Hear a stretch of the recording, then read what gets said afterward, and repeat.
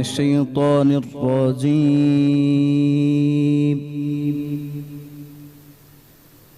بسم الله الرحمن الرحيم وقضى ربك ألا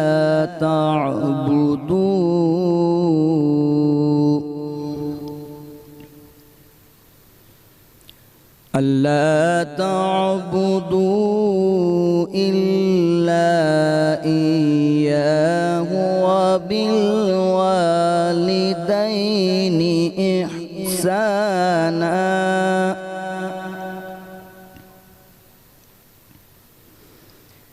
إما يبلغن عندك الكبر أحدهما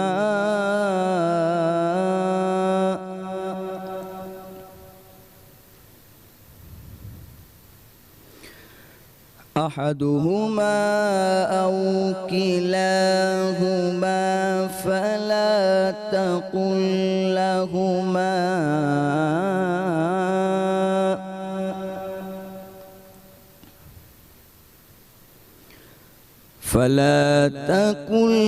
لهما أف ولا تنهرهما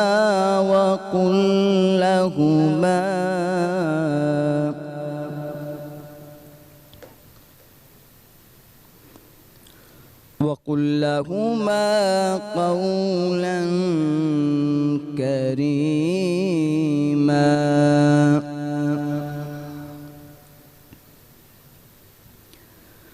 واخفض لهما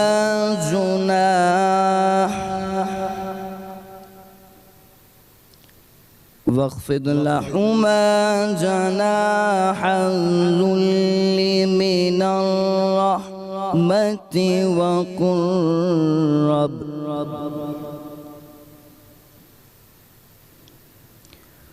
وقل رب ارحمهما كما ربياني صغيرا صدق الله العلي العظيم। अल्लाह के नाम से शुरू जो निहायत मेहरबान रहम करने वाला है। और तुम्हारे रब ने हुक्म फरमाया कि इसके सिवा किसी को ना पूजो और माँ बाप के साथ अच्छा सलूक करो।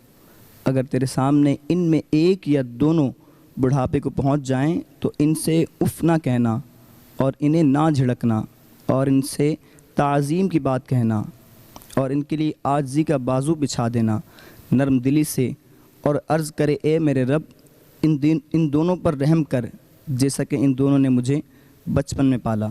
सच फरमाया अल्लाह ने, वही बुज़ुर्ग बरतरी वाला है। तेरे सिवा है बंदों का परवरदिगार कौन, तेरे सिवा है बंदों का परवरदिगार कौन, तेरे सिवा है बंदों का परवरदिगार कौन। या रब तेरे करम का करेगा शुमार कौन, या रब तेरे करम का करेगा शुमार कौन। शहरग से जो करीब है वो तू है अलीम, शहरग से जो करीब है वो तू है अलीम।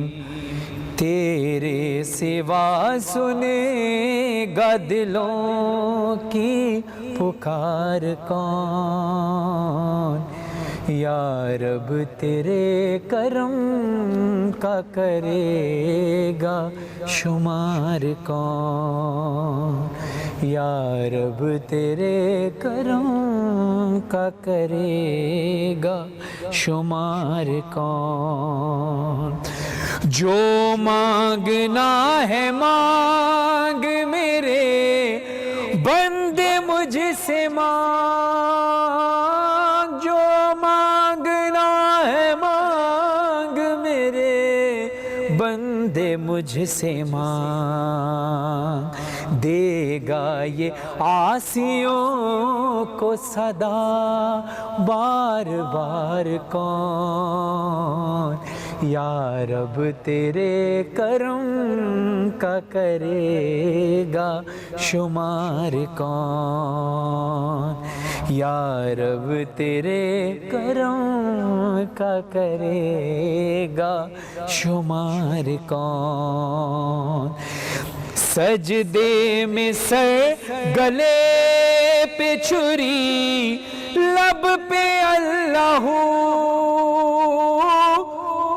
सजदे में सर, गले पे छुरी, लब पे अल्लाह,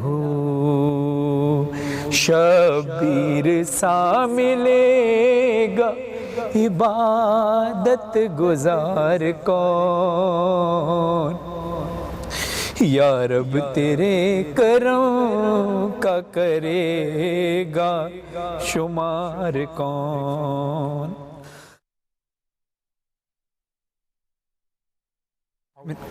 औज़ु बिल्लाहि मिनश शैतानिर रजीम, बिस्मिल्लाहिर्रहमानिर रहीम।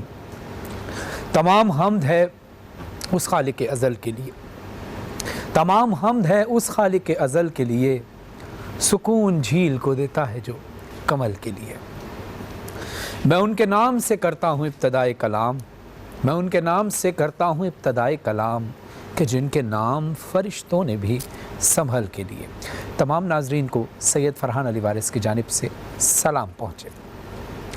आज हम लोग इंशाअल्लाह रमज़ानुल मुबारक का चौथा रोज़ा इख्तियार करेंगे। जैसा कि आप जानते हैं कि आप आज इंटरटेनमेंट और आज न्यूज़ टीवी की खुसूसी सहरी नशरियात देख रहे हैं। रोज़ हम कोशिश करते हैं कि आपके सामने ऐसे मौज़ूआत लेकर आएँ जो दीन के हवाले से भी हों और सोशल भी हों, समाजी टॉपिक्स भी हों, जिस पे हम उलमा किराम से रहनुमाई हासिल करते हैं। आज का हमारा मौजू बहुत अहम है और वो मौजू उन शख्सियात के लिए है कि जिनके वसीले से हम इस दुनिया में आए हैं। यानी जब अल्लाह ने हमारा वजूद खल्क़ किया और अल्लाह ने यह चाहा कि हम दुनिया में आएँ, तो फिर वो हस्तियाँ जिनके वसीले से हम इस दुनिया में आते हैं, यानी जो हमें अल्लाह के हुक्म से जब अल्लाह पैदा करता है, जिनके वसीले से दुनिया में आते हैं, फिर वो हमें पालते हैं। जब सिर्फ हम एक गोश्त का लोथड़ा होते हैं, तब वो हस्ती अपने पेट में हमें रखती है। जब इस दुनिया में आते हैं तो वो दोनों हस्तियां हमारी परवरिश करती हैं। एक हस्ती ने तो पेट में रखा हमें, और उसके बाद दुनिया में आने के बाद फिर दो हस्तियां होती हैं जो हमारी परवरिश करती हैं। जब हम हिलते भी नहीं थे, हिलना भी नहीं जानते थे, जब हम अपने जिस्म से मक्खी को भी नहीं हटा सकते थे, तब से वो हमारे साथ हुस्न सलूक कर रहे हैं, तब से हमारे साथ रहम कर रहे हैं। और फिर जब हम बड़े हो जाते हैं, जब हम चलना शुरू हो जाते हैं, तो सबसे पहले उन दो शख्सियात के चेहरे पर मुस्कुराहट आती है और अल्लाह का शुक्र अदा करते हैं। फिर जब हम बोलने लगते हैं तो फिर वो हस्तियाँ शुक्र अदा करती हैं अल्लाह की बारगाह में कि आज हमारा बच्चा बोलने लगा। जी हाँ नाजरीन, हमारा मौजू है आज वालदैन, और वालदैन का एहसान हम नहीं उतार सकते। कारी नौमान साहब ने अभी तिलावत कुरान पाक की सादत हासिल की, हम इनका शुक्रिया अदा करते हैं, जिस पे इन्होंने जो अल्लाह ने कुरान में वालदैन के बारे में फ़रमाया वो आयत इन्होंने पेश की। नाज़रीन, जब हम हमारे माशरे के अंदर बहुत सारे ऐसे लोग होते हैं जो वालदैन के हुकूक़ और एहतराम को भूल जाते हैं, जबकि अल्लाह कुरान में इरशाद फरमाता है अपने वालदैन के लिए दुआ करो, और उनके लिए नेकी की दुआ करो, खैर की दुआ करो, रहम की दुआ करो। जैसे दुआ में हम कहते हैं ना कि अल्लाह हमारे वालिदैन पर रहम नाजिल फरमा, जैसा कि उन्होंने हमारे बचपन में रहम नाजिल फरमाया था।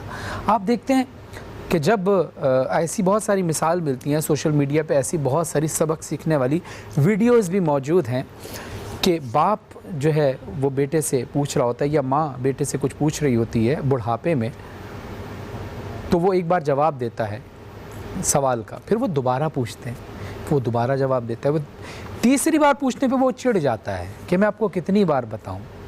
फिर वो माँ बाप कहते हैं कि याद कर कि जब तू बोलना नहीं जानता था तो हमने तुझे बोलना सिखाया, और जब तू बोलने लगा तो एक सवाल को तू बार बार पूछता था कि बाबा ये पेड़ पे क्या है, हम कहते थे चिड़िया।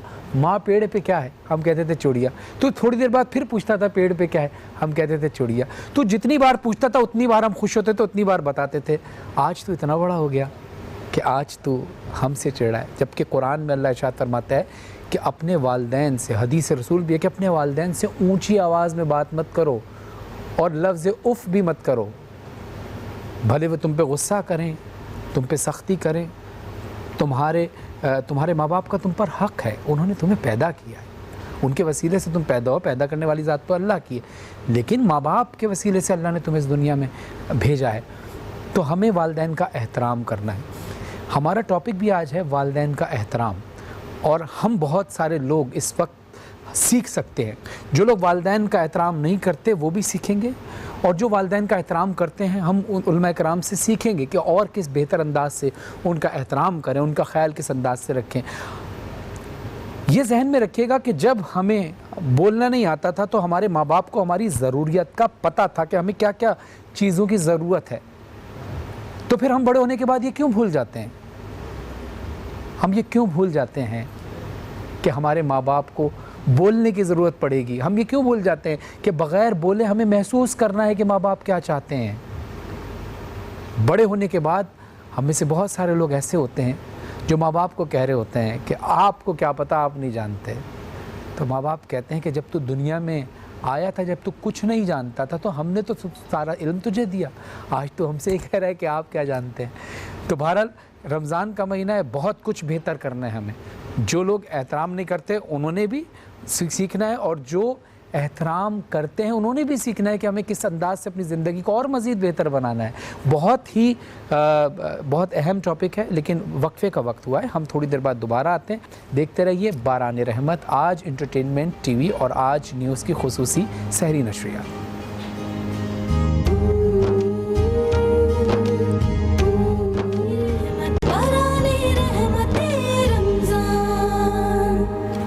अस्सलाम वालेकुम वरहमतुल्लाहि वबरकातुहू। Welcome back. आप देख रहे हैं आज इंटरटेनमेंट और आज न्यूज़ की खुसूसी सहरी नशरियात, बारान रहमत, और मैं हूं आपका मेज़बान सैयद फरहान अली वारिस। नाज़रीन, अब वक्त हुआ है एक बहुत खूबसूरत सेगमेंट का कि जो मेरा पसंदीदा सेगमेंट भी है और यकीनन आपका भी, और वो सेगमेंट है अंदाज़े बयान, जिसमें हमारे साथ मौजूद हैं जिन्हा का पाकिस्तान फाउंडेशन से ताल्लुक़ रखते हैं ये दोनों पार्टिसिपेंट। और आज अब तक जो हमारे 2-3 दिन के अंदर जो अंदाज़े बयान का मुकाबला हुआ था वो तो तकरीरी मुकाबला था, लेकिन आज जो मुकाबला है वो हमारा एक टॉपिक है, उसके ऊपर जो एक पार्टिसिपेंट है, एक मुकर्रिर जो है वो उसकी फेवर में दलील पेश करेगा, और दूसरे पार्टिसिपेंट जो आएंगे वो उसको रद्द करेंगे, उनकी दलाइल को रद्द करेंगे। देखना ये है कि कौन अपनी दलाइल मजबूत पेश करता है, कौन मजबूत तरीके से उनके दलाइल को रद्द करता है। उस कौम को शमशीर की हाजत नहीं रहती, उस कौम को शमशीर की हाजत नहीं रहती, हो जिसके जवानों की खुदी सूरत फौलाद। आज का हमारा टॉपिक है जंग तलवार से नहीं कलम से जीती जाती है, जिसमें हमारे साथ मौजूद हैं शाहजमान असद साहिबा। आपसे दरख्वास्त है कि आप आइए। अस्सलाम वालेकुम रहमतुल्लाहि व बरकातहू। आपको रमज़ान बहुत बहुत मुबारक हो। शाहजमान, ये बताइए कि जंग तलवार से नहीं कलम से जीती जाती है, ये हमारा टॉपिक है। आप इसके फेवर में बोलेंगे या इसके अगेंस्ट बोलेंगे? मैं इसके फेवर में बोलूँगी। फेवर में बोलेंगे। बिस्मिल्लाह। सदी अली वकार, जंग तलवार से नहीं कलम से जीती जाती है का पहला अहम लफ्ज़ जंग, जिसके दो अहम नुकात हैं। पहला इख्तिलाफ, दूसरा मुखालिफ। अगर मुखालिफ ना हो तो इख्तिलाफ ख़त्म कर दिया जाता है। और दूसरा अहम लफ्ज़ तलवार, यानी वो आला जिससे खून रेज़ी की जाती है, जो डर और खौफ की अलामत है। तीसरा अहम लफ्ज़ कलम, यानी वो आला जिससे इल्म की रोशनी फैलाई जाती है। चौथा लफ्ज़ जीत, यानी किसी भी चीज़ को सर करने के बाद जो खुशी महसूस होती है उसे जीत कहते हैं। और पांचवा और सबसे आखिरी अहम लफ्ज़ जो है वो है का है, यानी मौजूदा दौर, वो दौर जहां तलवार जनी का रिवाज ख़त्म हो चुका हो और जंग फ़कत एटमी ताकतों से लड़ी जा रही हो। तो ज़ीवकार इस करारदाद का मफ़हूम कुल्ली कुछ यूँ तय पाता है कि जंग तलवार से नहीं कलम से जीती जाती है। और ज़ीवकार अगर इसे मंतकी एतबार से देखा जाए तो हथियारों से लड़े जाने वाली जंग कई सालों तक चलने के बावजूद भी इख्तिताम पजीर नहीं होती। और इसकी ताज़ा मिसाल अमेरिका और अफगानिस्तान की वो जंग है जो इतने सालों के बाद आखिरकार एक सुलहनामे पर दस्तखत होने के बाद इख्तिताम पजीर हुई, क्योंकि कलम हमेशा दो को एक करता है और तलवार हमेशा एक को दो कर दिया करती है। तो मंतकी एतबार से भी ये बात साबित होती है कि जंग तलवार से नहीं कलम से जीती जाती है। और ज़ीवकार अगर तारीखी एतबार से देखा जाए तो क़याम पाकिस्तान के वक्त जहाँ हिंदू तलवार से लड़ रहे थे, वहाँ हमारे बाबा एक कौम कायद आज़म मोहम्मद अली जिन्ना इल्म व कलम के ज़रिए अपने मकसद को सर करने में कामयाब रहे।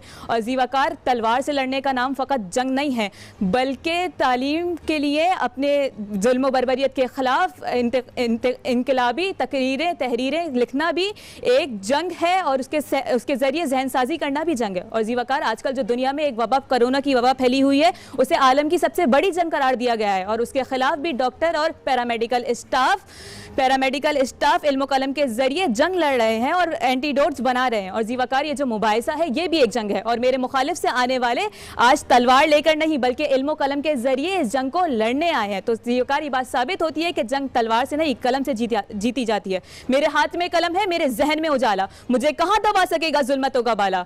मेरे हाथ में अलम है, मेरे हाथ में उजाला, मुझे कहाँ दबा सकेगा जुल्मतों का बाला। मुझे फिक्र अमने आलम, तुझे अपनी ज़ात का गम, मैं तुलू हो रहा हूँ तू गुरूब होने वाला, मैं तुलू हो रहा हूँ तू गुरूब होने वाला। शुक्रिया। माशाअल्लाह माशाअल्लाह माशाअल्लाह। ये इतनी शाह ज़मान असद साहिबा जो अपने बेहतरीन अंदाज से इस बात की फेवर में तकरीर कर रही थी, जो डिबेट थी इनकी, जंग तलवार से नहीं कलम से जीती जाती है। अब ये मुबाहिसा है। अब जो दूसरे पार्टिसिपेंट हमारे आ रहे हैं वो तलहा आलम है। आपसे दरख्वास्त है कि आप रोस्टम पे तशरीफ़ लाएँ। अस्सलाम वालेकुम वरहमतुल्लाहि वबरकातुहू। कैसे हैं? ठीक ठाक हैं। तो आप जो है जंग तलवार से नहीं कलम से जीती जाती है, इसके अगेंस्ट बोलेंगे? इसकी मुखालिफ। जी बिस्मिल्लाह शुरू कीजिए। सदर आली वक़ार, पेश करदा करारदाद जंग तलवार से नहीं कलम से जीती जाती है में पहला लफ्ज़ जंग, जिससे मुराद दो फरीक के दरमियान लड़ाई है। तलवार से मुराद वो तमाम अस्करी चीज़ें हैं कि जिनकी मदद से जंग लड़ी जाती है। सदर आली वक़ार, कलम वो शय है कि जो इल्म व अदब को फैलाने के लिए काम में आता है। और सदर आली वक़ार जीतना यानी निशानदही है फ़तह की। तो इस एतबार से करारदाद का मफ़हूम कुल्ली कुछ यूँ तय पाया कि जंग तलवार से नहीं बल्कि कलम से, यानी सदर आली वक़ार जब दो मुमालिक के दरमियान जंग शुरू हो जाए तो वो बजाय इसके कि हथियारों का इस्तेमाल करें, वो बजाय इसके कि फ़ौजी टैंकों का इस्तेमाल करें, वो बजाय इसके कि बम बारूद का इस्तेमाल करें, बल्कि इसके बरक्स वो अपने असातिज़ा को उठाकर सरहद पर खड़ा कर दें और उनके हाथों में कलम पकड़ा दें और कहें कि वो अपने दुश्मनों का सामना करता रहे। सदर आली वक़ार, चूँकि करारदाद का ये मफ़हूम अकल के खिलाफ है, लिहाजा मैं इस करारदाद की भरपूर मुखालफत करता हूं। सदर आली वक़ार, अगर तारीखी एतबार से करारदाद का जायजा लिया जाए तो जब अमेरिका और अफगानिस्तान की जंग शुरू हुई तो सदर आली वक़ार वो कलम से लड़ी नहीं जा रही थी बल्कि वो हथियारों से लड़ी जा रही थी। और मेरे मुखालिफ ने कहा कि वो जंग कलम के जरिए फतह की गई। तो सदर आली वक़ार, फतह जो है वो हथियारों की ही वजह से की गई। एंड में जो मुआहदा हुआ है वो कलम के जरिए हुआ है। और सदर आली वक़ार, अमेरिका ने अफगानिस्तान के अंदर जो जंग लड़ी है वो हथियारों के जरिए लड़ी और शिकस्त जो खाई है वो हथियारों के जरिए खाई है। सदर आली वक़ार, अगर बात की जाए कलम की तो हबीब जालिब जो पूरी जिंदगी कलम के जरिए जंग लड़ते रहे, मगर सदर आली वक़ार नतीजा क्या हुआ? उन्हें फतह नहीं मिली बल्कि नतीजे में उन्हें जिंदान मिला और उन्हें जेल में कैद कर दिया गया। सदर आली वक़ार, जंग तलवार से जीती जाती है, कलम से नहीं जीती जाती सदर अली वक्कार। यही वजह है कि किसी भी मुल्क के अंदर हम देखते हैं कि वहां पर एक दिफाई महकमा होता है जिसके ऊपर वो लाखों रुपए खर्च करके अपनी दिफा को मजबूत करता है, जो ये साबित कर रहा है कि दुनिया ये बात जानती है कि जंग कलम से नहीं बल्कि तलवार से जीती जाती है। और सदर अली वक्कार मुकर्रिर ने कहा कि यहां पे मैं आके लफ्जों की भी जंग करूंगा, तो लफ्जों की जंग इस्तिआरे के तौर पर इस्तेमाल होता है और लफ्ज जंग के हकीकी मायने ही यही है सदर अली वक्कार कि दो फरीक, दो ममालिक आपस में जंग लड़े,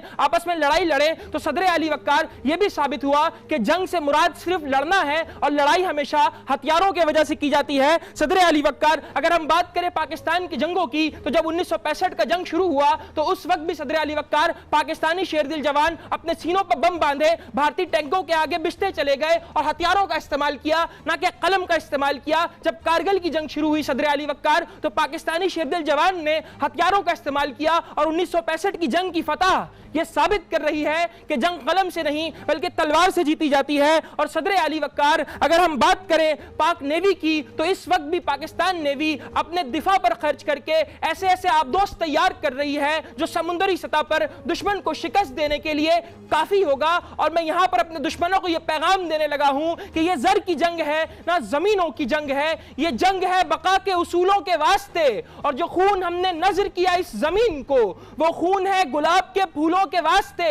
और फूटेगी सुबह लहू रंग ही सही, गर जंग लाजमी है तो फिर जंग ही सही। इन तमाम जिहाद से यह साबित होता है कि जंग कलम से नहीं बल्कि तलवार से जीती जाती है। शुक्रिया। माशाल्लाह माशाल्लाह माशाल्लाह। मेरे ख्याल से दोनों ने बहुत बेहतरीन अंदाज से अपने अपने दलाइल पेश किए। आप दोनों प्लीज़ इस तरफ तशरीफ़ लाइए। रोस्टम शाह जनान असद साहिबा ने भी बहुत अच्छे अंदाज से पढ़ा, लेकिन इनके दलाइल बहुत मजबूत थे और आपका कंटेंट बहुत अच्छा था। फ़्लो जो है, जो आप अटक जाती थी बीच में थोड़ा सा, उसमें थोड़ी सी कमज़ोरी महसूस हुई।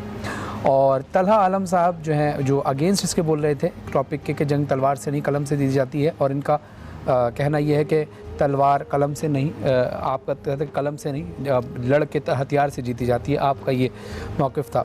आपकी डिलीवरी, बोलने का स्टाइल, आप कहीं भी रुके नहीं, बॉडी लैंग्वेज भी आपकी अच्छी थी। एक जगह तलफ़्फ़ुज़ का मसला हुआ, जंग हुआ आपने कह दिया था, और ये हो जाता है, ज़ाहिर है मुकाबला है तो इसमें इन चीज़ों का ख्याल रखना पड़ता है हमें भी। दलाइल दोनों की अच्छी थी, लेकिन मैं समझता हूँ कि स्टार्ट में जो कंटेंट था, जो उसका जिस कहते जैसे चेहरा होता है ना तकरीर का, वो मुझे लगा कि शाहजनान असद साहिबा का जो है वो बहुत मजबूत है। अच्छा, ये बात जहन में रहे कि मुझसे बेहतर जो हैं वो जजमेंट करने वाले लोग हैं, और चूँकि मेरी ये फील्ड नहीं है और आज टेक्निकली तौर पे हमारे जो जज हैं वो आए नहीं हैं, तो अगर मेरे फ़ैसले में कोई किसी किस्म की कमी रह जाती है तो मैं आप लोगों से माज़रत चाहता हूँ। जो जिस फील्ड के एक्सपर्ट होते हैं वही फ़ैसला बेहतर कर सकते हैं।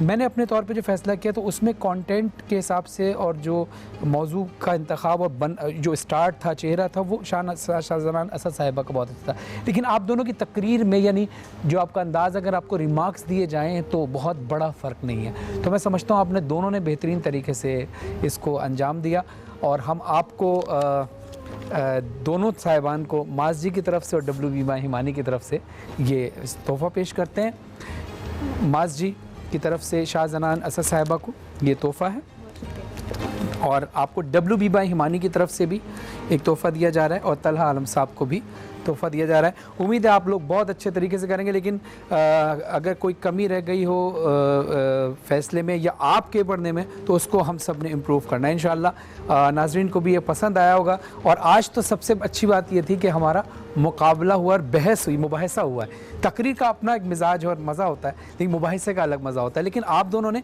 दलील बहुत स्ट्रॉन्ग दी है। जो कमियाँ मुझे महसूस हुई, कमी वो मैंने आपको बता दी।